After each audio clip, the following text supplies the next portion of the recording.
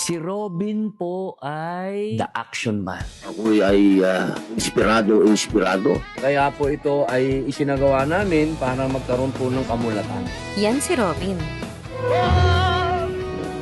It's a magic splendor. Si Robin yan. At dito po nagsisimula ang kwento ko. Ay, teka, hindi yan. Si Robin ay si Robin Hood. Pero paano nga ba tayo umabot dito? Tara, balikan natin. Kasi mga batang kalye kami. Balik pa. Alaga namin yan. Si Robin si Prinsipe Aborido. Yan. Robin po. I'm Rema Padilla Ono. Ako yung pangalawang sa kapatid ni Robin sa panganay. Pangalawa siya sa bunso sa 8. Pampito, in other words. Ano po yung matatandaan yung highlight na kwento? Bala pa siya. Kasi a very close family kami. Sabay-sabay kaming lumaki sa isang bahay. Ako po, si Romel Carrillo Padilla. Kuya po ako ni Robin Padilla. Si Robin, yan batang yan yung kahit nahuhulog, nauuntog, nadadapa. Tapos magtatatalo niya na magtatatumbling. Nakangiti siya. Nakatawa siya parate. Masayahing bata, masunurin. Tapos ang amo-amo kasi ng mukha niya. Kakaiba talaga. I'm Bibi Kandahari and I'm the sister.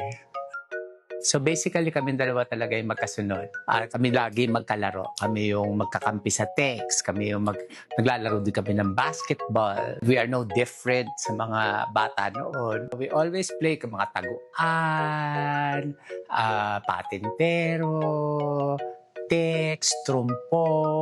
Naglalaro kami sa kanal. Malinis pa kasi ang mga kanal nung araw, no? So doon nanguhuli kami ng mga isda doon. Paglarong kalye, very active kami.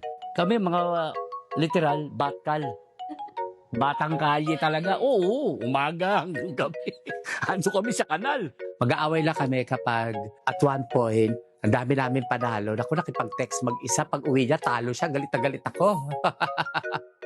Naubos. Ang kulit! Sobrang kulit niya!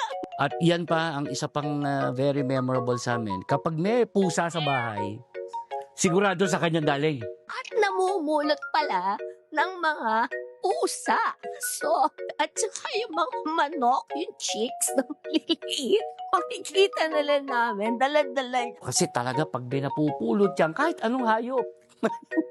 Ultimo butiki nga eh. Inaalagaan niya. Daga!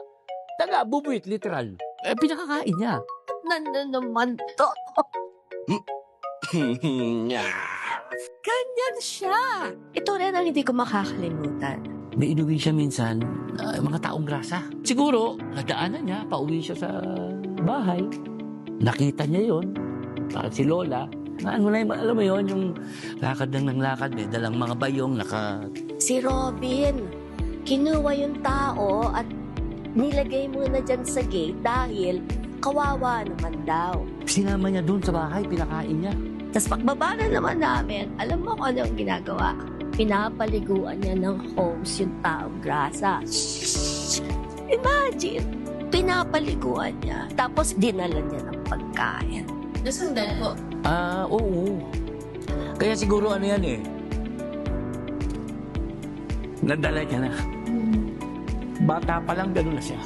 Sa kanyang edad na 9 years old, imagine that. Siguro yun ang umpisa na hanggang sa ngayon, yung pagiging pilantropo niya. No, hindi na matulungin. Pilantropo tawag sa taong yan. Kasi wala sa kanya yung gagawin ko to kasi kailangan sumikat ako.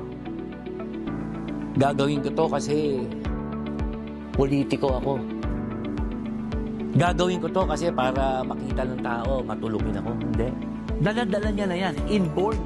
And for me, I think this is the biggest blessing of Robin in the eyes of God.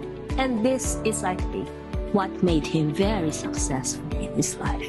Siya din naman nagsasabi, sabi niya, ang bank account ko, pababa ng pababa. Totoo yun. Yan si Robin. Siya lang ang ganyan. Robin po.